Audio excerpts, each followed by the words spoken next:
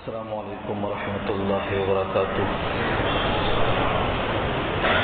الحمد للہ وحدہ والصلاة والسلام علی من لا نبی بعدہ. اما بعد فاعوذ باللہ من الشیطان الرجیم.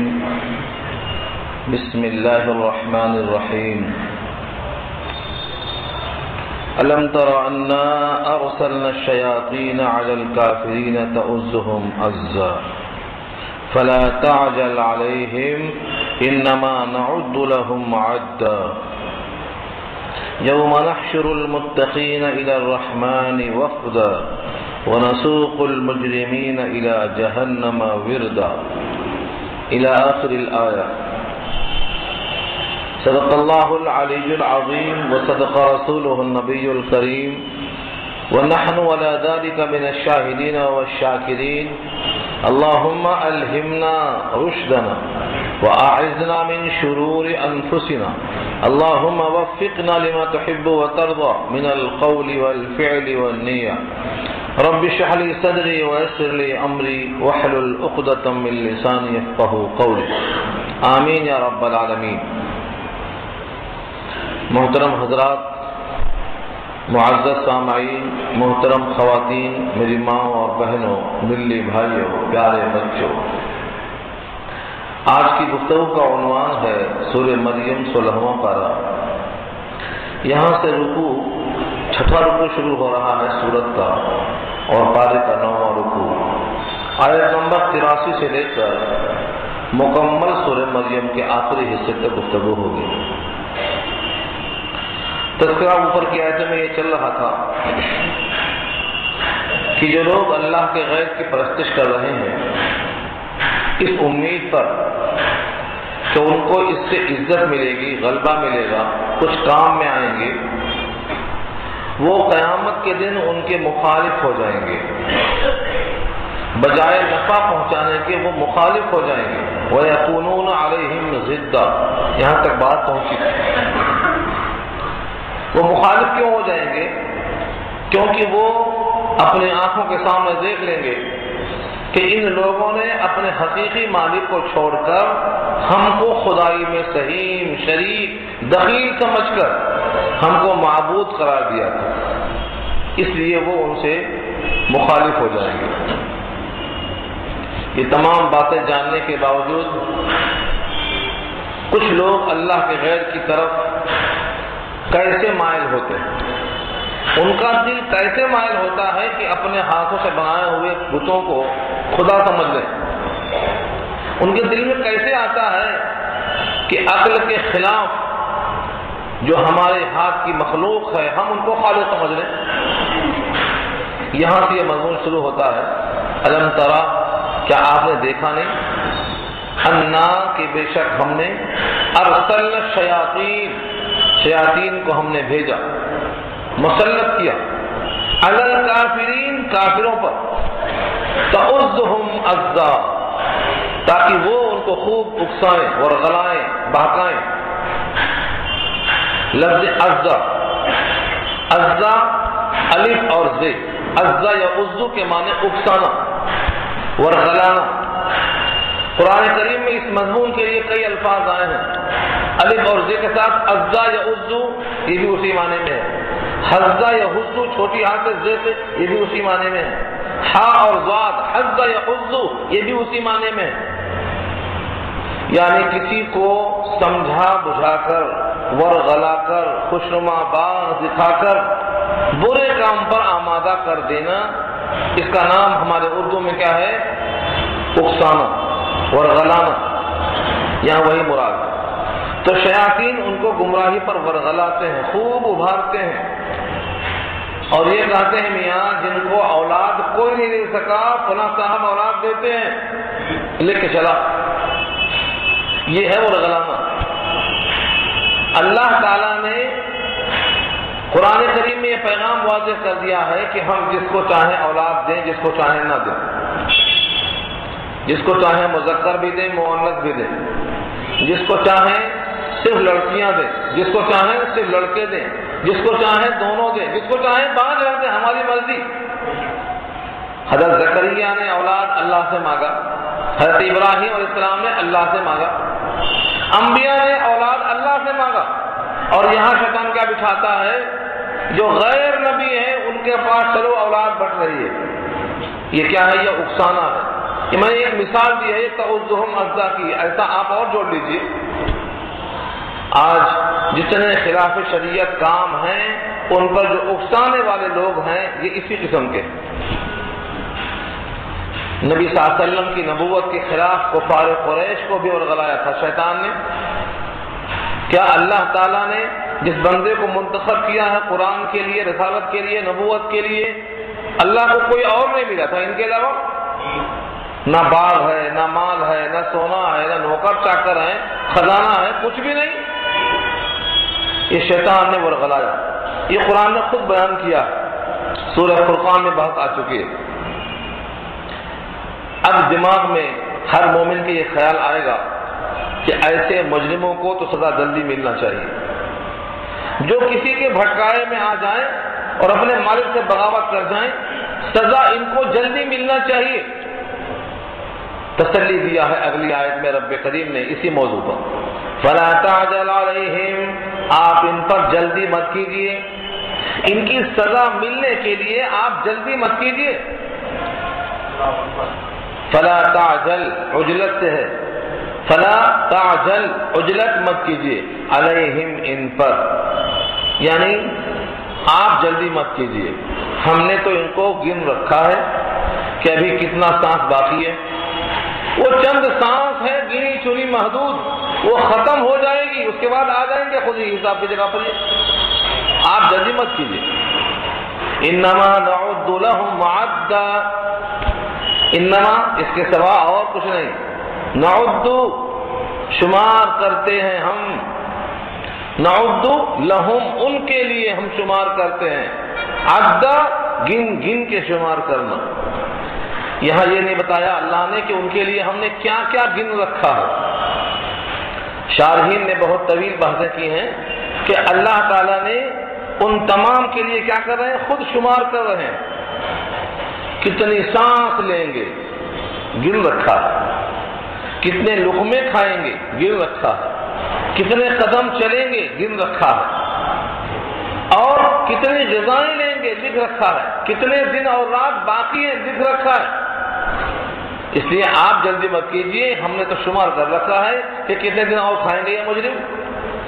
دنیا میں جیسے کسی کی پھانسی طے ہو جائے، فلاں تاریخ کو پھانسی ہوگی، تو ہر روز گنتے ہیں اب 9 دن باقی ہے، اب 8 دن باقی ہے، اب 10 دن باقی، ایسا جو گنتے ہوئے آ رہے ہیں. اب متعین دن اللہ کے پاس معلوم ہے، اسی لیے اللہ گنتے آ رہے ہیں، گن گن کے رکھا ہے مجرموں کو.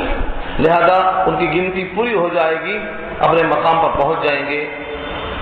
ہم اور آپ اپنی سانس نہیں گن سکتے، اپنی سانس نہیں گن سکتے. شارحین لکھتے ہیں ہر انسان 24 گھنٹے میں 24,000 مرتبہ سانس لیتا ہے. ہم اور آپ اپنی سانس نہیں گن سکتے، لیکن یہاں تو گنا ہوا ہے اتنی سانس کے بعد اس کی موت آئے گی. ماں کے پیٹ میں لکھا جا چکا ہے اتنا لقمہ کھائے گا موت آئے گی. اس کی اجل لکھی گئی ہے، اس کا عمل لکھا گیا ہے، اس کا رزق لکھا گیا ہے، اس کی شقاوت سعادت لکھی گئی ہے، سب لکھ دیا ہے اللہ نے. یہاں یہی مراد ہے ہم گن کے رکھتے ہیں. کیسے گنتے ہیں؟ حیات نام ہے چند سانسوں کے مجموعے کا. آپ کی حیات کب ختم ہوگی معلوم ہے؟ سارا انسان جانتا ہے سانس اکھڑ گئی، سانس لینا بند کر دیا تو ختم ہو گئی حیات. تو سانس کا مجموعہ حیات ہے. عربی کا شاعر کہتا ہے حیاتک انفاس تعد فکلما نفس منها انتخذت منه جزءا. حیات نام ہے چند سانسوں کے مجموعے کا، جب اس میں سے ایک سانس نکل گئی تو مجموعے میں سے اتنا کم ہو گیا. جب گنا ہوا رکھا ہے روز بروز کم ہو رہا ہے. ہر انسان اپنے سانس کو جب نکلتا ہوا دیکھے تو یہ سمجھ لے کہ میرا ہر قدم قبر کی طرف، برزخ کی طرف جا رہا ہے. جیسے ہی انسان پیدا ہوتا ہے اس کی پیٹھ ماں کی طرف ہوتی ہے لیکن اس کی نگاہ قبر کی طرف ہوتی ہے، روز بروز گھٹتا رہتا ہے۔ یہاں یہی مراد ہے، ہم نے ان کو تو گن رکھا ہے، ان کے لقمے گن رکھے ہیں، ان کی سانسیں گن رکھی ہیں۔ اب سوچو، جس انسان کا لقمہ گنا ہو، انسان کی سانس گنی ہو، انسان کے اعمال گنے ہو، انسان کے واسطے لکھا جا چکا ہو جنت میں جائے گا کہ جہنم میں جائے گا، ایسا انسان دنیا پہ فریفتہ ہے، دنیا پر خوش ہے۔ فَكَيْفَ يُفْرَحُ بِالدُّنْيَا فَكَيْفَ يُفْرَحُ بِالدُّنْيَا فَتًى تُعَدُّ عَلَيْهِ اللَّفْظُ وَالنَّفْسُ۔ ایسا نوجوان دنیا پہ کیسے خوش ہے کہ جس کے الفاظ گنے گئے ہیں، جس کی سانس گنی گئی ہے، یہ سانسیں پوری کر لے گا، اتر جائے گا۔ یہ یہاں پیغام دیا ہے کہ آپ جلدی مت کرو، ہم تو شمار کر لیتے ہیں، ان کے لیے خوب شمار کرنا۔ جب وہ گنتی پوری ہو جائے گی تو دو حال ہوگا، ایک متقی کا اور ایک مجرم کا۔ متقی اللہ سے ڈرنے والا، اللہ کا قانون توڑنے سے بچنے والا۔ مجرم جرم کرنے والا، چھوٹا جرم یا بڑا جرم۔ اللہ کا مجرم کون ہے؟ جو اللہ کا حکم توڑتا ہے۔ یہاں دیکھو اللہ فرماتے ہیں فَلَا تَعْجَلْ عَلَيْهِمْ إِنَّمَا نَعُدُّ لَهُمْ عَدًّا يَوْمَ نَحْشُرُ الْمُتَّقِينَ إِلَى الرَّحْمَنِ وَفْدًا۔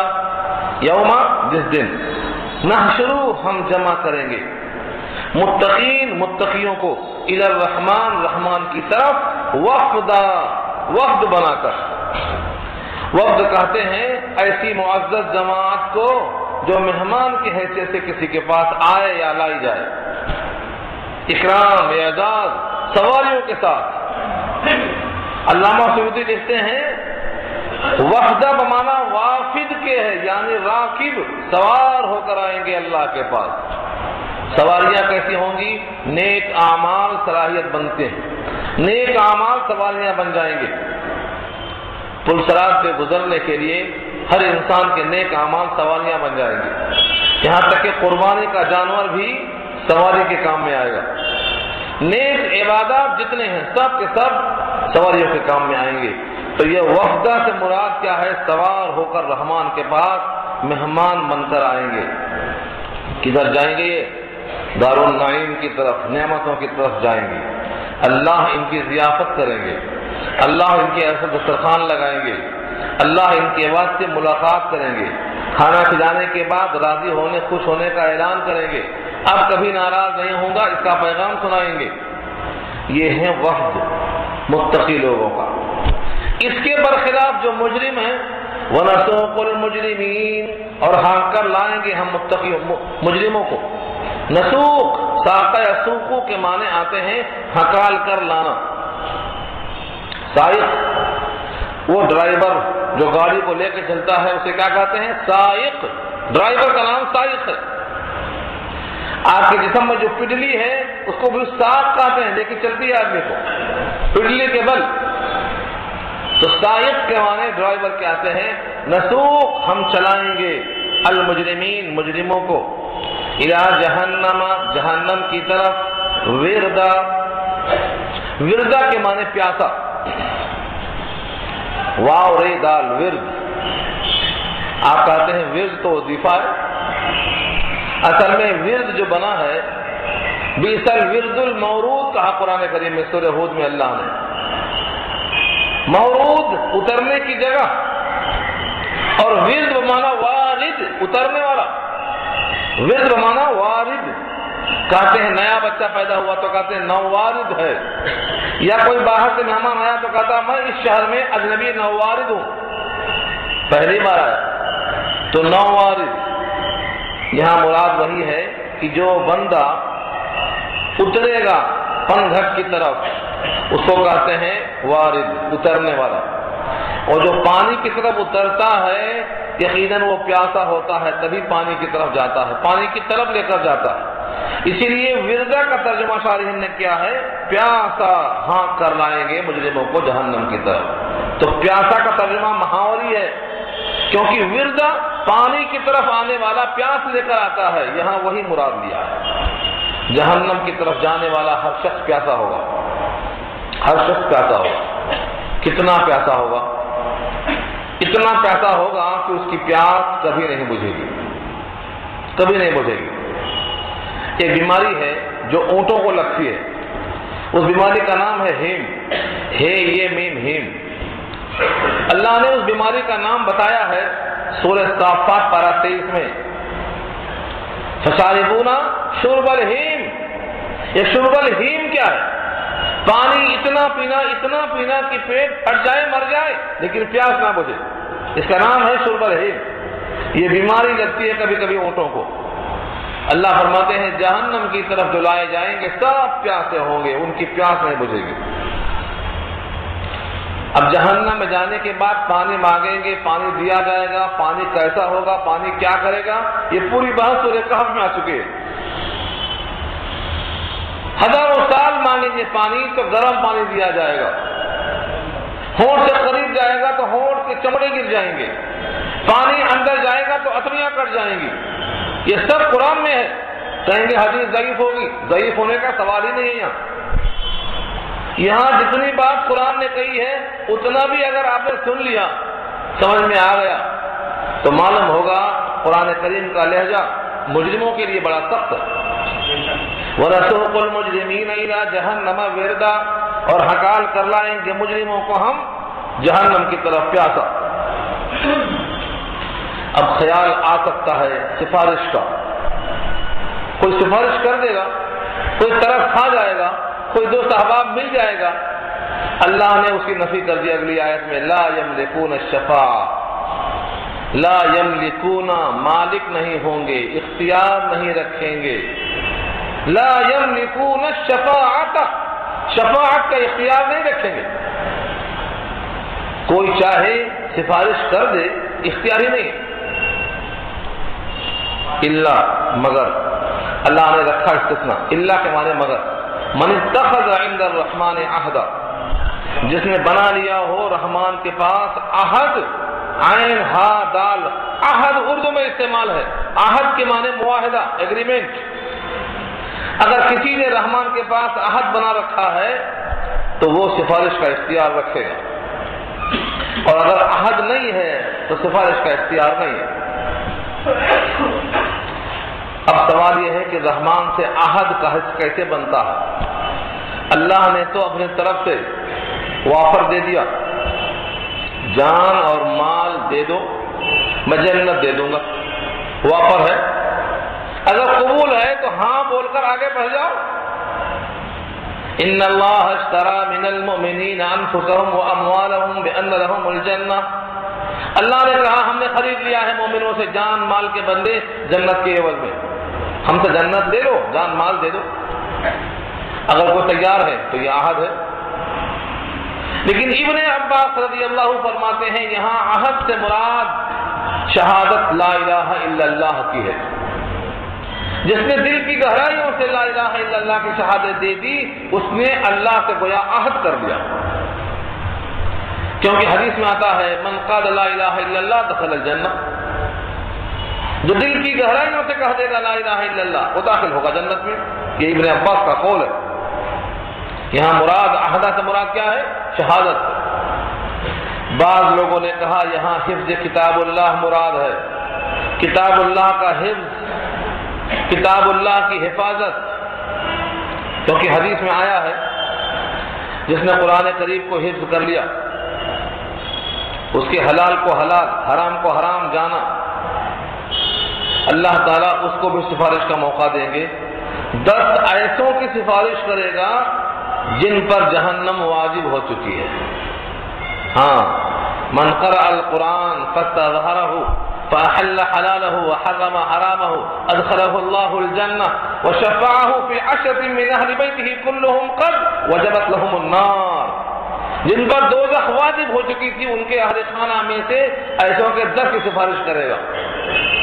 تو بعض نے کہا یہاں حفظ کتاب اللہ مراد ہے، لیکن حفظ کتاب اللہ میں کیا شرط لگایا؟ حلال کو حلال جانا، حرام کو حرام جانا، اس کو پشت پناہ بنایا، اس کے مطابق چلا۔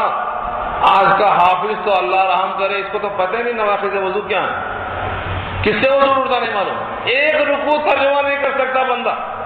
یہاں ایسا حافظ مراد نہیں ہے. صحابہ میں سے ایک صحابی کا نام بتا دو کہ وہ حافظ رہا ہو ہماری طرح بغیر سمجھے ہوئے. ثواب ملے گا, اجر ملے گا, چھونا دیکھنا سب عبادت ہے, لیکن مقصد یہ نہیں ہے جو ہم کر رہے ہیں.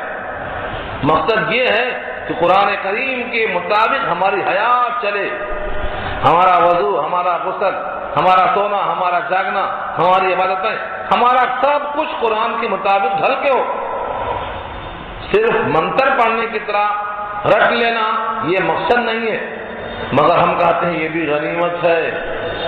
کم سے کم کچھ لوگ اسی بہانے پڑھتے رہے ہیں کہ سفارش کا حق ملے گا, ورنہ اکثریت تو دیکھ کر بھی نہیں پڑھتی, نازلہ ہی نہیں پڑھنا آ رہا ہے, اور اب کہتے ہیں اب بوڑھے ہو گئے اب کیا پڑھنا.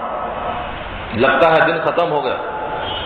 دن ختم نہیں ہوا. جب تک حیات باقی ہے مرتے مرتے پڑھنا ہے, اور پڑھتے پڑھتے مرنا ہے. ختم نہیں ہوئی ہے. تو ایک قول یہاں یہ ہے کہ یہاں حفظ کتاب اللہ مراد ہے, جو قرآن کی محافظت کرے گا اس کو بھی سفارش کا حق ملے گا. تو اللہ سے, رحمان سے جس نے عہد کر رکھا ہے اس کو سفارش کا اختیار اللہ دیں گے, خود سے نہیں, اللہ اجازت دیں گے. اجازت دینے کے بعد سفارش کر سکے گا. ایک بات اور, جس طریقے سے سفارش کرنے والے میں کلمہ طیبہ شرط ہے, ایسے جن کی سفارش کی جائے گی ان میں بھی کلمہ طیبہ شرط ہے. اگر ان میں کلمہ طیبہ کا اقرار اور ایقان نہیں ہے تو چاہے وہ ابراہیم کے والد آذر ہوں, یا حضرت نوح کے بیٹے ہوں, یا حضرت لوط اور نوح کی بیویاں ہوں, اگر کلمہ طیبہ پر یقین نہیں ہے تو ان کی سفارش کوئی نہیں کر سکے گا. تو دو طرف بھی شرط ہے. یہاں مراد عہدات یہی ہے.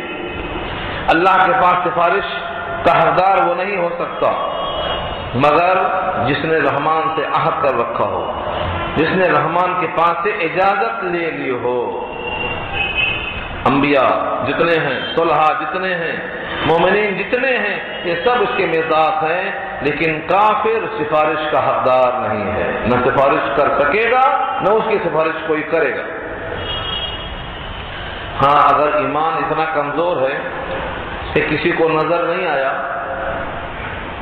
کسی نے سفارش نہیں کیا, اللہ تعالی اس ایمان والے کو اپنے دست قدرت سے خود نکالیں گے.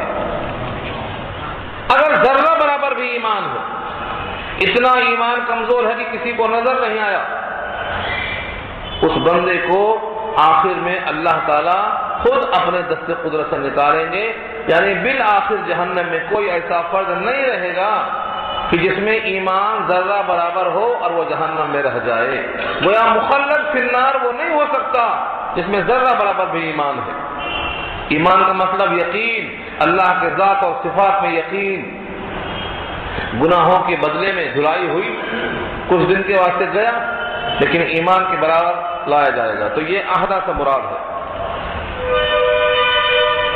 اب یہاں سے حضرت مریم کا چونکہ ذکر چل رہا تھا, مریم کے بیٹے حضرت عیسیٰ ابن مریم کو لوگوں نے کہہ دیا یہ اللہ کے بیٹے ہیں, اور آج تک اس پر اڑے ہوئے ہیں. وہ اگلی آیت میں اللہ نے اس کی تردید کر دی. عیسیٰ ابن مریم اللہ کے بیٹے نہیں ہیں, اللہ کے بندے ہیں.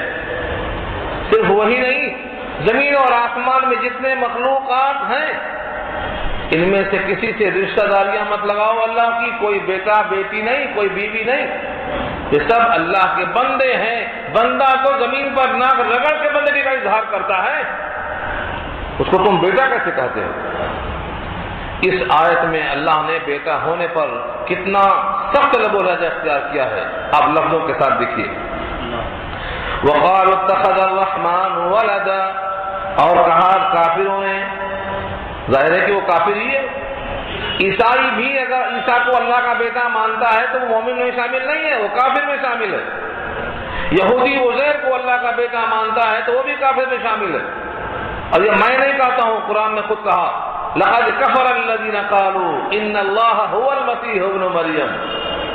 اللہ نے کہا کہ انہوں نے کفر کیا جنہوں نے کہا کہ مسیح ابن مریم اللہ کے بیٹے ہیں.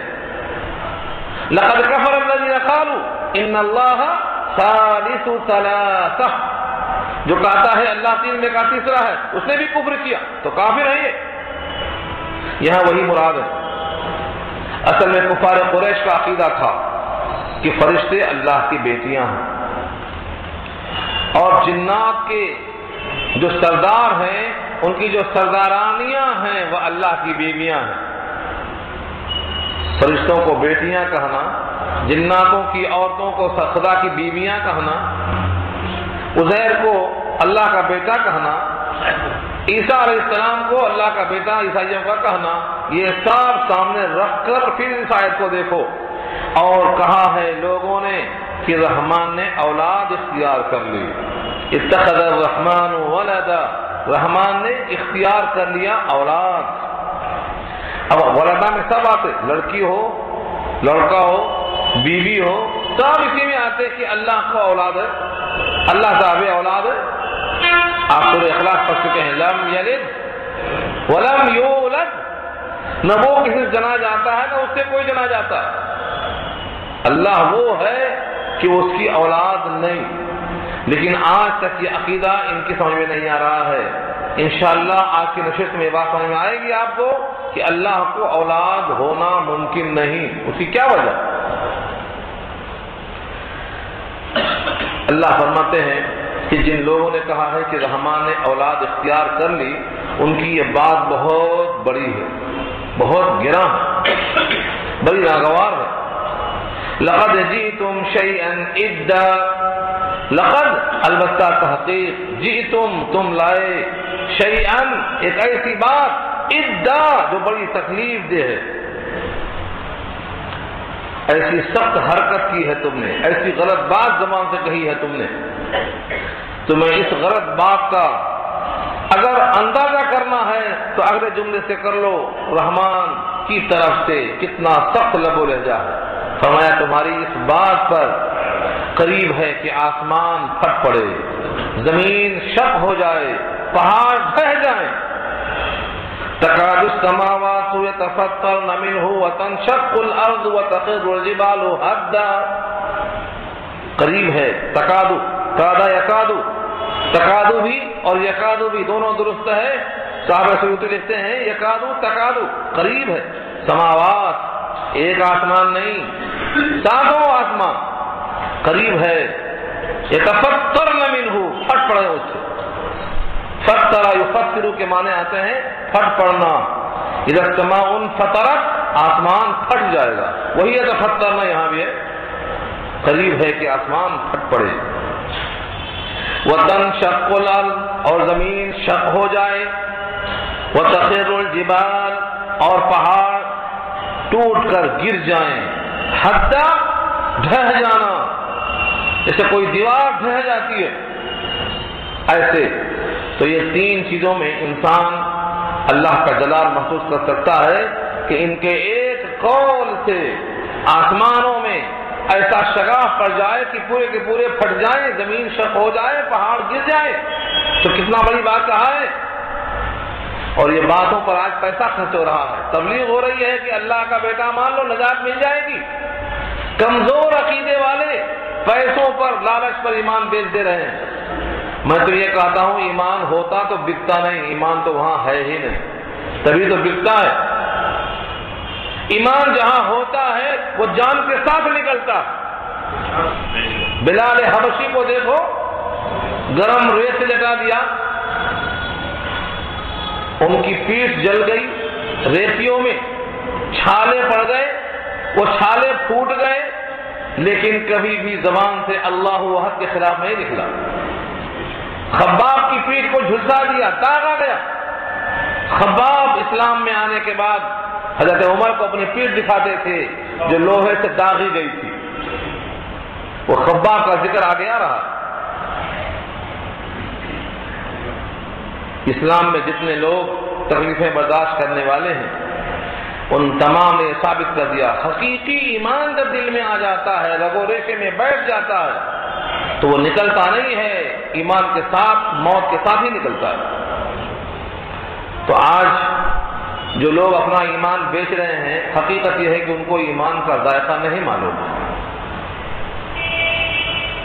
اللہ فرماتے ہیں ان دعوا للرحمن ولدا، یہ کہ دعویٰ کیا ہے انہوں نے رحمان کے لیے اولاد کی نسبت کیا ہے رحمان کی طرف، اس سے قریب ہے کہ آسمان پھٹ پڑے۔ کبھی کبھی چھوٹی بات لگتی ہے سننے والوں کو، مگر بڑی بات ہوتی ہے، بڑی بات ہوتی ہے۔ ہم بھی بہت سے دوستوں میں، گھروں میں، بیوی بچوں میں کبھی ایسی کوئی بات کہہ دیتے ہیں مذاق سمجھ کر، لیکن جا کر وہ دل میں بیٹھ جاتی ہے، تکلیف دہ ہو جاتی ہے، اور زندگی بھر وہ زخم بھرتا نہیں۔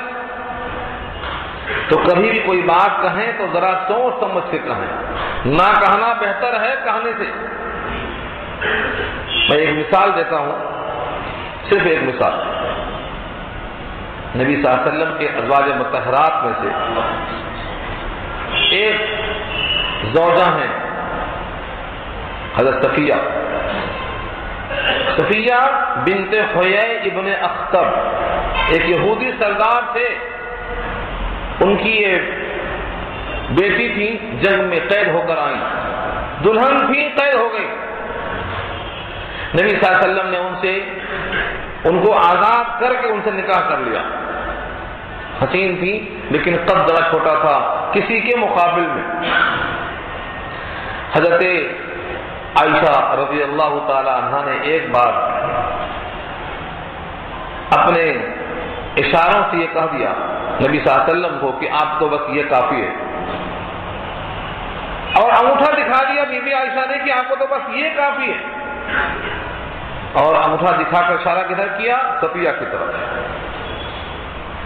نبی صلی اللہ علیہ وسلم کو یہ بات اتنی ناگوار گزری، آپ نے فرمایا اگر تمہاری یہ بات سمندر میں ملا دی جائے تو سمندر پورا کڑوا ہو جائے۔ بات کتنی چھوٹی ہے، حالانکہ بی بی عائشہ کو حضور سے تعلق تھا، اس تعلق کو آپ نہیں سمجھ سکتے کتنا گہرا تعلق تھا، پھر بھی ایسی زبان سے ایک بات نکل گئی تو حضور نے یہ فرمایا کہ سمندر کڑوا ہو جائے۔ اب آپ کے دل میں خرش رہ جائے گی، میں عرض کے دیتا ہوں کہ بی بی عائشہ کو کتنا ناز تھا نبی کی زوجہ ہونے پر، کتنا فخر تھا، 7 باتوں میں ان کو امتیاز تھا، دیگر تمام ازواج میں کوئی ان کے ہم پلہ نہیں اس کام میں۔ ان تمام چیزوں کا تذکرہ یہاں نہیں کروں گا میں، لیکن ایک مثال دیتا ہوں تاکہ معلوم ہو کتنا الفت تھی، کتنا محبت تھی اور کتنا قدردانی تھی۔ بی بی عائشہ سے حضور نے فرمایا کہ جب تم غصے میں ہوتی ہو تو میں پہچان لیتا ہوں، کسی کا غصہ بھی پہچان میں آ جائے یہ کتنا زیادہ قربت کی دلیل ہے۔ نبی صلی اللہ علیہ وسلم فرماتے ہیں تم جب غصے میں ہوتی ہو میں تمہیں پہچان لیتا ہوں۔ فرمایا کیسے؟ کہا جب تم غصے میں نہیں ہوتی ہو تو کہتی ہو رب محمد کی قسم، اور جب غصے میں ہوتی ہو تو کہتی ہو رب ابراہیم کی قسم۔ حضرت جملہ دیکھا ہے آپ، حالانکہ ابراہیم دادا ہیں، جد امجد ہیں، رب ابراہیم کی قسم یا رب محمد کی قسم میں کیا فرق ہے؟ لیکن آدمی جب دیکھتا ہے قریب سے تو اس کے ایک ایک زاویے پر نگاہ رکھتا ہے۔ بی بی عائشہ فرماتی ہیں لا احجر الا اسمک، اس موقع پر بھی میں صرف آپ کا نام چھوڑتا ہوں، آپ کی محبت کو نہیں چھوڑتی ہوں۔ لا احجر الا اسمک، صرف نام بدلتی ہوں، نام چھوڑتی ہوں، آپ کی ذات کو جب بھی دل میں بسا کر رکھتی ہوں۔ اتنی الفت و محبت کے باوجود بھی ایسا جملہ کبھی کبھی جو نکل گیا تو حضور کا یہ جملہ کہ اگر اس کو سمندر میں ڈال دیا جائے تو سمندر تلخ ہو جائے۔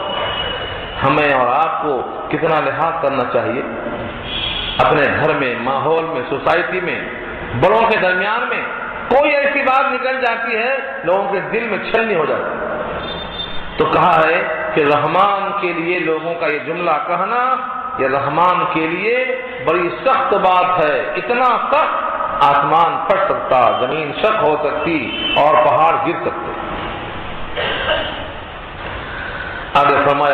وما ينبغي للرحمن ان يتخذ ولدا، اور مناسب نہیں ہے رحمان کے لیے کہ وہ بنا لے اولاد، نہیں مناسب ہے، نہیں ہے رحمان کی شان کے لیے مناسب کہ وہ بنا لے اولاد۔ میں آپ سے پوچھتا ہوں، اولاد کا بنانا انسان کے لیے کیوں ضروری ہے؟ کبھی غور کیا آپ نے؟ انسان اولاد کیوں بناتا ہے؟ اس لیے بناتا ہے کہ یہ اولاد ہمارے بڑھاپے کا سہارا بنے گی، ہمارے لیے دست بازو بنے گی۔ رحمان کو کسی اولاد کی کوئی ضرورت نہیں، کیوں؟ اللہ تعالیٰ کی ذات غنی ہے، وہ محتاجی سے بے نیاز ہے، رحمان کو اولاد کی ضرورت نہیں۔ اور یہ بات آپ جانتے ہیں، رحمان کی ذات میں جتنے اوصاف ہیں، اگر کوئی رحمان کی اولاد ہوگی تو وہ اوصاف اس میں بھی ہوں گے۔ آم کے درخت میں آم ہی لگے گا، نیم کے درخت میں نیم لگے گی۔ تو جتنے اوصاف رحمان میں ہیں، یعنی اللہ کا قادر مطلق ہونا، بیٹا بھی قادر مطلق ہونا پڑے گا۔ اللہ واجب الوجود ہیں، کوئی نہیں تھا، آپ ہیں، هو الاول والآخر والظاہر والباطن، کوئی بھی نہیں، اللہ کی ذات موجود ہے، اللہ کی ذات واجب الوجود ہے۔ تو اب بیٹا بھی کیسا ہوگا؟ اسی صفت سے متصف ہوگا، واجب الوجود۔ واجب مطلب کیا ہے؟ ہمیشہ اس کا وجود رہے، کبھی اس کا وجود معدوم نہ ہو۔ تم نے جن جن کو خدا کہا ہے یہ سب معدوم ہو گئے، زندہ تھے اب زندہ نہیں ہے۔ تو اللہ کی اولاد اس لیے نہیں ہو سکتی کہ اللہ کے جتنے صفات ہیں وہ تمام صفتیں اس کی اولاد میں ہونا پڑے گا۔ وہ مختار کل، یہ بھی مختار کل، تو دو مختار کل ہو گئے۔ وہ اللہ ہر جگہ حاضر اور ناظر، یہ بھی ہر جگہ حاضر ناظر ہونا پڑے گا۔ وہ ہر ایک کی سنتا ہے کان کے بغیر، دیکھتا ہے آنکھ کے بغیر، اس کو نیند نہیں آتی، اس کو اونگ نہیں آتی، ان کو بھی نیند نہیں آنا، اونگ بھی نہیں آنا۔ تم نے جن جن کو خدا کہا ہے یہ سب کو آنکھ بھی لگتی تھی، نیند بھی لگتی تھی، بھوک بھی لگتی تھی، جسم سے خجلہ بھی نکلتا تھا۔ تم رحمان کے لیے اولاد کیسے منتخب کرتے ہو؟ رحمان کی جتنے صفات ہیں 99 صفات، ان میں سے ایک صفت بھی کسبہ نہیں ہو سکتی، تو پھر اولاد کیسے ہو سکتی؟ رحمان قادر ہے یا عاجز ہے؟ رحمان مختار کل ہے، یہ محتاج محض ہے۔ کیوں؟ اللہ نے کہا ہے اس کائنات میں سب کے سب فقیر، میں داتا، یا ایھا الناس انتم الفقراء الی اللہ۔ اسی پر تو کہا حضرت موسیٰ نے میں فقیر ہوں اللہ کی جناب میں۔ حضرت موسیٰ فقیر ہیں اپنے آپ میں، ساری کائنات مخلوق ہے، وہ خالق ہیں۔ خالق اور مخلوق کا فرق، عابد اور معبود کا فرق، محتاج اور مالک کا فرق، یہ کر کے آپ کو اندازہ ہو جائے گا۔ جن جن کو لوگ کہتے ہیں یہ اللہ کا بیٹا ہے، ان میں بیٹے ہونے کے صفات نہیں ہیں۔ باپ کا علم نہ بیٹے کو اگر ازبر ہو، پھر پسر قابل میراث پدر کیوں کر ہو؟ بیٹے میں باپ کے پورے اوصاف ہو گئے۔ الولد وصف لأبی، جو باپ میں اوصاف ہیں وہ بیٹے میں ہونا چاہیے۔ اس سے معلوم یہ ہوا کہ سب کا سب دعویٰ غلط ہے۔ رحمان کی کوئی اولاد نہیں، وہ کسی کی اولاد نہیں، نہ فرشتے اللہ کی بیٹیاں ہیں، نہ حضرت عیسیٰ اور عزیر علیہ السلام دونوں اللہ کے بیٹے ہیں، نہ جنات کی سردارانیاں اللہ کی بیویاں ہیں۔ یہ سب غلط ہے۔ ایک موقع پہ اللہ نے فرمایا لڑکی پیدا ہو جائے تو تمہارا منہ لٹک جاتا، چھپتے پھرتے ہو، کوئی مبارکباد دیتا ہے تو شرم سے سر جھکا لیتے ہو، مٹھائی بانٹنے کے بجائے تم کہتے ہو کوئی نہ ملے تو اچھا تھا، چھپائے چھپائے پھرتے ہو۔ دیکھو سورہ نحل 12-14، یتوارا من القوم، چھپتا پھرتا ہے قوم سے، من سوء ما بشر بہ، اس برائی سے بچنے کو بشارت دی جائے گی ابھی بیٹی پیدا ہوئی۔ اور تم جب بیٹی کے پیدا ہونے پر اتنا شرمندہ ہو تو تم نے رحمان کی طرف بیٹیوں کو منسوب کیسے کر دیا؟ کیا اللہ نے تمہارے واسطے بیٹا بنا کر دے دیا اور اپنے واسطے بیٹیاں رکھ لیا؟ الکم الذکر ولہ الانثی تلک اذا قسمۃ ضیزہ، سورہ نجم میں کہا اللہ نے۔ تو معلوم یہ ہوا اللہ کی طرف منسوب کرنا بیٹیوں کا اور اپنے لیے بیٹے کو اچھا سمجھنا، یہ اللہ پر الزام ہے، یہی الزام ہے۔ اللہ کی کوئی اولاد نہیں، اللہ کی مخلوقات میں سب اس کے بندے ہیں، اور بندہ کے لیے بندگی کرنا فخر ہے۔ ناک زمین پر رکھنا، پیشانی کو زمین پر رکھنا، سبحان ربی الاعلیٰ کہہ کر اپنے عاجزی کا اظہار کرنا، یہ بندگی ہے۔ بندہ آمد از برائے بندگی، زندگی بے بندگی شرمندگی۔ تو سب جب میرے بندے ہیں تو میرے بیٹے کیسے ہوئے، میری بیٹی کیسی ہوئی؟ ان تمام کا دعویٰ باطل ہے۔ فرمایا ان کلو، جتنے ہیں زمین میں، ان کلو، میں نے کہا تھا آپ سے اللہ سے پہلے ان نافیہ ہمیشہ ہوتا، نیگیٹو، نہیں ہیں سب کے سب جو بھی آسمانوں میں ہیں اور زمین میں ہیں، مگر رحمان کے پاس آئیں گے عبدا، غلام بن کر حاضر ہوں گے۔ عبدا کے معنی غلام، بندہ بن کر حاضر ہوں گے۔ ان کل من فی السماوات والارض الا آتی الرحمن عبدا، نہیں ہیں جتنے زمین اور آسمان میں ہیں مگر آئیں گے رحمان کے پاس غلام بن کر، عبد بن کر آئیں گے۔ لقد احصاهم وعدهم عدا، البتہ تحقیق ہم نے ان کو گھیر رکھا ہے، اپنی قدرت میں احاطہ کر رکھا ہے۔ لقد احصاهم، احصا یحصی، احصاء کے معنی احاطہ کر لینا، اپنی قدرت میں ہم نے گھیر رکھا ہے، ایک ایک فرد کو ہم نے گھیر رکھا ہے۔ اور گھیرنا ہی کیا، ان کی زندگی، ان کی غذا اور ان کی چاہت کی تکمیل کون کرتا ہے؟ بکریوں کے پتے ہم فراہم کرتے ہیں تو شیروں کے گوشت بھی ہم فراہم کرتے ہیں۔ جتنے مفرد کھاتے ہیں ان کی مفردات کو ہم دیتے ہیں، اور تم جو مرکب کھاتے ہو نا، گوشت میں پتا ڈال کر، تم کو بھی ہم ہی کھلاتے ہیں۔ انسان مرکب کھاتا، مفرد نہیں۔ بکری پتا کھاتی ہے تو گوشت نہیں، اور شیر گوشت کھاتا ہے تو پتا نہیں۔ لیکن حضرت انسان کو اعزاز یہی ہے، مرکبات کھاتے ہیں، اور ایک دسترخوان پہ 70 آئٹم، یہ سب ہم کھلاتے ہیں۔ اللہ فرماتے ہیں تمہاری غذا جو ہم فراہم کرتے ہیں، تو کیا تم سمجھتے ہو ہمارے پاس تم گنے ہوئے نہیں ہو؟ ہم نے تم کو گن رکھا ہے، شمار کر رکھا ہے، بری بحری خشکی، حشرات الارض، کیڑے مکوڑے، درندے پرندے چرندے، سب کو ہم نے گن رکھا ہے۔ لقد احصاهم، ہم نے ان بندوں کو گن رکھا ہے جو ساتوں زمین میں ساتوں آسمان میں ہیں۔ احصاهم، اپنے قدرت سے ہم نے اسے گھیر رکھا ہے۔ اس کی سانس، اس کا وجود، ان کا رزق، ان کے تمام حالات، یہ سب ہمارے مرضی کے تابع چلتے ہیں۔ یہ ہے ہماری قدرت کا احساس۔ لقد احصاهم، ہم نے ان کو گھیر رکھا ہے۔ وعدهم عدا، اور ان کو شمار کر لیا ہے، شمار کرنا۔ کتنے انسان ہیں پیدا ہونے والے، آج نہیں، دنیا کے پیدائش کے 50,000 سال پہلے لکھ دیا ہے رب کریم نے۔ کتنے پیدا ہوں گے شمار کر رکھا ہے رب کریم نے۔ اس لیے یہ مخلوقات کا رشتہ اس خالق سے مت جوڑو، اس خالق کو بے نیاز سمجھو، محتاجوں کے خاندان سے مت لگاؤ اس کو۔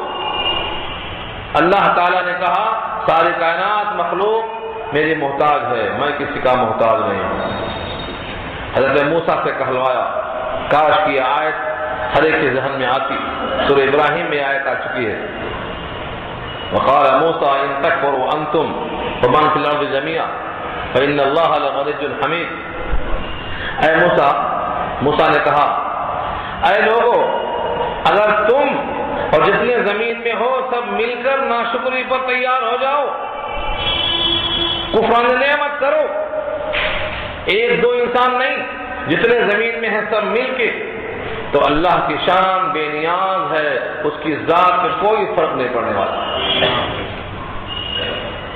فإن اللہ لغنی حمید، غنی ہے تعریفوں والا، تمہارے سجدوں سے اس کی شان نہیں بڑھتی۔ اس لیے فرمایا کہ یہ سب بندے ہیں میرے، ان کو میرا بیٹا مت کہو۔ یہ کہنا اتنی بڑی بات ہے کہ آسمان تم پہ گر سکتا ہے، زمین پھٹ سکتی ہے اور تم پہاڑوں کے نیچے دب کے مر سکتے ہو۔ اللہ کا تحمل ہے، اللہ کا حلم ہے کہ انسان باقی ہے اتنا عقیدہ غرق رکھنے کے باوجود۔ آگے فرمایا وَكُلُّهُمْ آتِيهُ، اور سب کے سب آئیں گے اس کے پاس۔ کلہم، ان میں سے ہر ایک، آتی آئیں گے اس کے پاس، یوم القیامت فردا، قیامت میں تنہا تنہا آئیں گے۔ یعنی جتنے انسان ہیں سمجھتے ہیں کہ ہمارے پاس جم گھٹا ہے، بھیڑ ہے، مال ہے، دولت ہے، اولاد ہے، ان میں سے کوئی چیز ساتھ نہیں آنے والی ہے۔ رحمان کے پاس قیامت میں سب تنہا تنہا آئیں گے، بیوی ساتھ نہیں ہوگی، بچے ساتھ نہیں ہوں گے، کوئی چھوٹا بڑا سپورٹ میں ساتھ نہیں ہوگا۔ فردا مانے فردن، ون بائی ون، ایک کے بعد ایک آئے گا۔ اللہ تعالیٰ سوال کریں گے اس سے، ایک ایک چیز یاد دلائیں گے اس سے، اور بندہ اس کا اعتراف کرے گا۔ ہم کر کے عمل بھول جاتے ہیں، اللہ فرماتے ہیں ہم نوٹ کیے لیتے ہیں جو تم کرتے ہو۔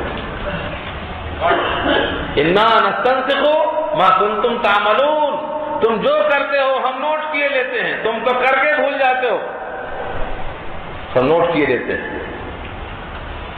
تو معلوم کیا ہوا؟ اللہ تعالیٰ کے پاس تنہا تنہا جب بندہ آئے گا اللہ اس کو یاد دلائیں گے۔ اب اس موقع پر جو مومن ہوگا اللہ سے خوش ہوگا، اللہ تعالیٰ کا اکرام دیکھو۔ ان الذين آمنوا وعملوا الصالحات سيجعل لهم الرحمن ودا، بے شک جو لوگ ایمان لائے، اچھے کام کیے، ان قریب اللہ بنائے گا ان کے لیے محبت، اللہ کی محبت ہوگی ان کے لیے۔ کبھی سوچا نہیں اللہ کی محبت کیسی ہوگی؟ اس سے پہلے میں نے بتایا تھا آپ کو، اللہ نے محبت کو پیدا کیا۔ محبت کیا چیز ہے؟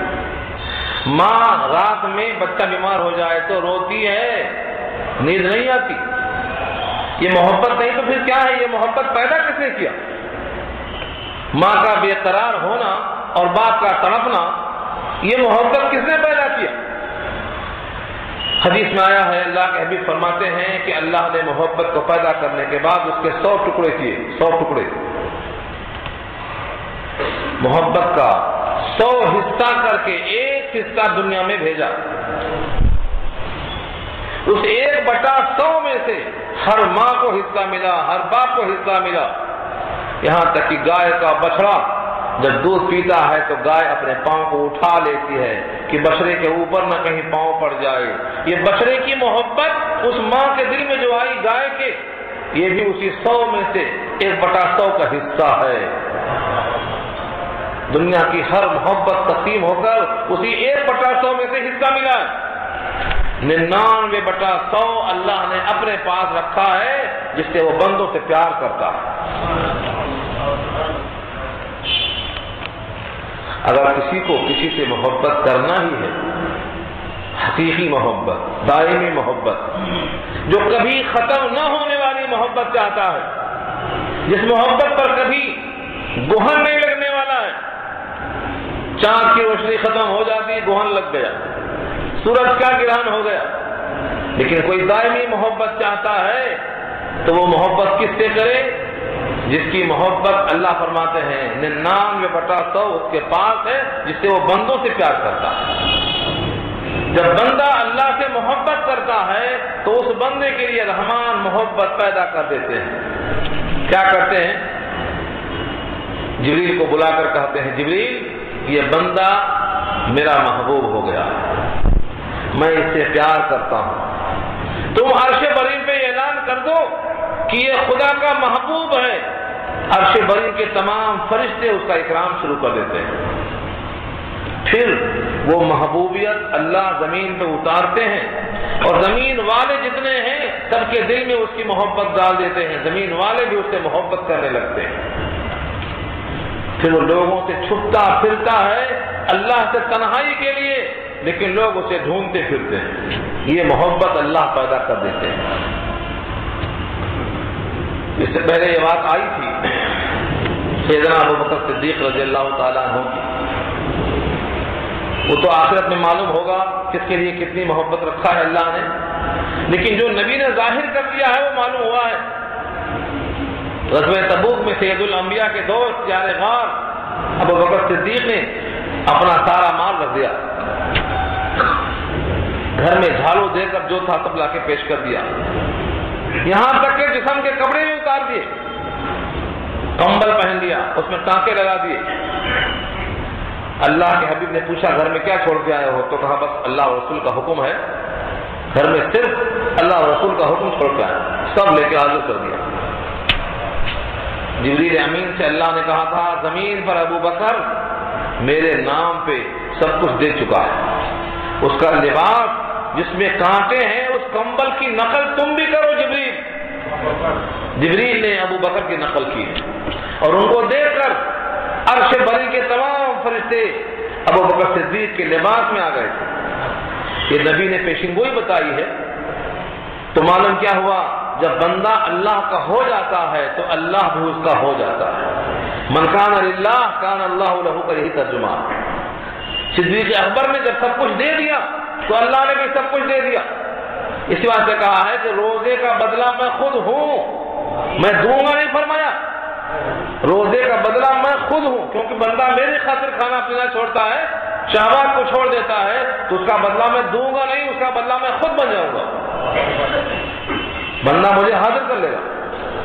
تو رحمان سے محبت کرو، اس لیے قرآن میں اللہ نے کہا سب سے زیادہ سخت محبت ایمان والوں کی اللہ کو ہوتی ہے۔ والذین آمنوا اشد حبا للہ، حبا للہ، سب سے زیادہ سخت ہوتے ہیں ایمان والے محبت میں اللہ۔ اللہ کی محبت کتنی زیادہ؟ اللہ کے حبیب نے اعلان کر دیا کسی مخلوق کی بات نہیں مانی جائے گی جہاں خالق کی بات کٹتی ہو۔ لا طاعۃ لمخلوق فی معصیۃ الخالق، جہاں خالق کی بات کرتی ہو وہاں مخلوق کی بات نہیں مانی جائے گی، رسول بتا دیا اللہ۔ اس سے یہ معلوم ہوا کہ بندہ جب مومن ہو جاتا ہے تو رب کریم اس کے لیے محبت پیدا کر دیتے ہیں۔ اس پر مجھے ایک حدیث یاد آئی، آپ سنے ہوں گے، پھر سن لو۔ محبت میں اضافہ ہوگا، تازگی آئے گی۔ ایک خاتون گود میں بچہ لے کر کھانا پکا رہی تھی۔ سید الانبیاء نماز عصر کے بعد نکلے، خاتون نے آ کر ایک سوال کیا۔ وہ گود میں کھانا لے کے کھانا پکاتے ہوئے اگر آنکھ کے قریب بیٹھتی ہیں تو بچے کو گرمی محسوس ہوتی ہے، پیچھے ہٹنا چاہتی ہیں، اور کھانا پکانے کی فکر ہوتی ہے تو آنکھ کی طرف آگے بڑھتی ہیں۔ اسی کشمکش میں ان کو خیال آیا کہ اے اللہ کے رسول، کیا کوئی عورت اپنے بیٹے کو آگ میں ڈال سکتی ہے، اپنے بچے کو آگ میں ڈال سکتی ہے؟ آقا نے فرمایا نہیں۔ تو کہا پھر اللہ کی محبت اپنے بندوں سے اس سے زیادہ ہے، اللہ اپنے بندوں کو آگ میں کیسے ڈال دے گا؟ ہاں، ماں کی محبت 1/100 میں سے حصہ مل کے اتنا ہے، تب یہ حالت ہے کہ آگ میں ڈالتی نہیں۔ تو اللہ اپنے بندوں سے جو پیار کرتا ہے اس پیار کا نتیجہ کیا ہونا چاہیے کہ کوئی بندہ نہ جائے آگ میں۔ سید الانبیاء سر جھکا لیتے ہیں، تھوڑی دیر تک خاموش ہو جاتے ہیں، اللہ کی طرف سے پیغام جبھی آتا ہے، نقد وہی آ جاتی ہے، اللہ بھی کسی بندے کو آگ میں نہیں ڈالے گا سوائے اس بندے کے جو تکبر کی وجہ سے اللہ کے ایک ہونے کا انکار کرتا ہے۔ یہ ہے محبت اللہ کی اپنے بندوں سے۔ اگر بندہ اللہ سے پیار کرتا ہے تو کبھی گھاٹا نہیں ہوگا، ہمیشہ نفع ہوگا۔ اسی لیے کہا وَلَا ذِكْرُ اللَّهِ أَكْبَرُ، اللہ کی یاد سب سے بڑی چیز ہے، اس سے بڑی چیز کچھ ہو ہی نہیں سکتی۔ ذاکر ہمیشہ نفع میں ہوتا ہے۔ فرمایا کہ جو ایمان لائے، عمل صالح کیے، رحمان ان قریب ان کے واسطے محبت بنائے گا۔ محبت پیدا کرے گا. فإنما يسرناه بلسانك لتبشر به المتقين وتنذر به قوما لدا. یہاں سے نبی صلی اللہ علیہ وسلم کی طرف اشارہ ہے، اس کے سوا اور کچھ نہیں. فإنما، اس کے سوا اور کچھ نہیں. یسرناہ، ہم آسان کر دیتے ہیں اس قرآن کو، بلسانک، آپ کی زبان پر. لسان کے معنی زبان، دو ترجمہ کیا اشارہ ہے. ایک تو لسان کے معنی یہی زبان، آپ کی زبان پر ہم نے قرآن کو آسان کر دیا ہے. ایک زمانہ وہ تھا جب جبریل نے کہا تھا اقرا، پڑھیے، تو آپ نے کہا تھا ما انا بقارئ، میں پڑھا ہوا نہیں ہوں. اب یہ زمانہ ہے کہ پورا قرآن آپ کے سینے میں بٹھا دیا، زبان پہ جاری کر دیا. تو بلسانکا سے مراد آپ کی زبان پر قرآن کا جاری ہو جانا اور دل میں، سینے میں جمع ہو جانا اور حافظے میں محفوظ کر دینا. اور دوسرا مفہوم یہ لیا ہے، آپ کی زبان مادری عربی ہے، قرآن بھی عربی زبان میں ہے، اس لیے یہ قرآن آپ کے لیے آسان ہے کہ آپ جتنا چاہیں روانی سے پیش کریں. تو ہم نے اس قرآن کو آپ کی زبان پر آسان کر دیا، عربی میں اس لیے آسان کر دیا. لِتُبَشِّرَ بِهِ الْمُتَّقِينَ، تاکہ متقیوں کو آپ بشارت دیتے رہیں. بشارت دیں آپ کس کو؟ متقیوں کو. خوشخبری ہے. حضور پاک نے کہا امت کو خوشخبریاں دو تاکہ وہ اللہ سے قریب ہوں. بشارتیں دو، امید دلاؤ، نفرتیں پیدا مت کرو. وَتُنذِرَ بِهِ قَوْمًا لُدًّا، اور آپ ڈرائیں اس قرآن کے ذریعے سے ایسی قوموں کو جو جھگڑالو ہیں، جھگڑا کرنے والی ہیں. رحمان کی ذات میں جھگڑا، رحمان کے صفات میں جھگڑا، رحمان کے صفات بندوں کو تقسیم، بندوں کے صفات رحمان میں تقسیم. یہ جھگڑالو قوم ہے، قرآن کریم کے ذریعے سے ان کو خوف دلاؤ. تو دو مقصد ہے، قرآن کے دو مقصد بتا دیا اللہ نے. آپ کی زبان پر قرآن آسان ہے تاکہ متقیوں کو خوشخبری سنائیں آپ، اور جھگڑا کرنے والوں کو ڈر اور خوف بتائیں آپ. یہ ہے قرآن کا مقصد. اور حضور پاک نے زندگی میں یہی کیا، متقیوں کو خوشخبری دیا اور ڈرانے والوں کو. کون ہے وہ ڈرانے والے، ڈرنے والے؟ فرمایا کہ جو جھگڑالو ہیں، اللہ کی توحید میں، قیامت کے آنے میں، حساب و کتاب کے بارے میں جھگڑتے ہیں، ان تمام کو خوف دلایا. وَكَمْ أَهْلَكْنَا قَبْلَهُمْ مِنْ قَرْنٍ هَلْ تُحِسُّ مِنْهُمْ مِنْ أَحَدٍ أَوْ تَسْمَعُ لَهُمْ رِكْزًا. اس آخری آیت میں اللہ نے کفار قریش کی طرف رخ موڑ دیا اور کہا کہ جھگڑالو قوم تو مراد مکے کے مشرکین ہیں جو آپ سے جھگڑا کرتے ہیں. کبھی کہتے ہیں آپ کبھی رحمان کو پکارتے ہیں، کبھی اللہ کو پکارتے ہیں، ہم سے کہتے ہیں ایک معبود اور خود دو کو پکارتے ہیں. یہ جھگڑا بتایا. اللہ فرماتے ہیں ایک ہی ذات کے کئی نام ہیں. کئی ذات نہیں ہے، ذات ایک ہے، اس کے کئی نام ہیں. ایسے تمام متکبرین سے کہہ دو کہ ہم نے بہتوں کو ہلاک کر دیا ہے ان سے پہلے، بہتوں کو ہلاک کر دیا. کم اہلکنا، یہاں پر کم بمانا بہت زیادہ، کم زیادہ کے معنی میں ہے. کتنے ہلاک کر دیا ہم نے، یعنی بہت ہلاک کر دیا ہم نے. قبلہم، ان سے پہلے، مکے والوں سے پہلے. من قرن، جماعتیں. هل تحس منهم من احد، هل تحس، کیا تم محسوس کرتے ہو، کیا تم پاتے ہو، منهم من احد، ان میں سے کسی ایک کو پاتے ہو، او تسمع لهم رکزا، یا سنتے ہو ان میں سے کسی کی کوئی آہستہ آواز. رکزا کے معنی آتے ہیں ہلکی آواز، کسی کے پاؤں کی آہٹ محسوس کرتے ہو. جب مرنے والا مرتا ہے تو اس کی زبان لڑکھڑاتی ہوئی کچھ بولتی ہے، وہ آواز سنائی نہیں دیتی، وہ ہے رکزا. ایسی لڑکھڑاتی ہوئی آواز کسی قوم کی سنتے ہو، ان کے کسی فرد کو پاتے ہو. جب ہم نے ان کو ہلاک کر دیا، ایسا ہلاک کیا کہ ایک فرد نہیں باقی ہے، ایک آواز نہیں محسوس کر سکتے ہو، تو تمہارا بھی انجام ہو سکتا ہے. اس لیے اللہ کے ذات اور صفات میں جھگڑنے کے بجائے اعتراف پہ آ جاؤ، نبی کی بات مان کر چل جاؤ. یہ پیغام دے کر اللہ نے سورہ مریم کو مکمل کر دیا. اللہ تعالیٰ عمل کرنا آسان فرمائے. دعا کرنی.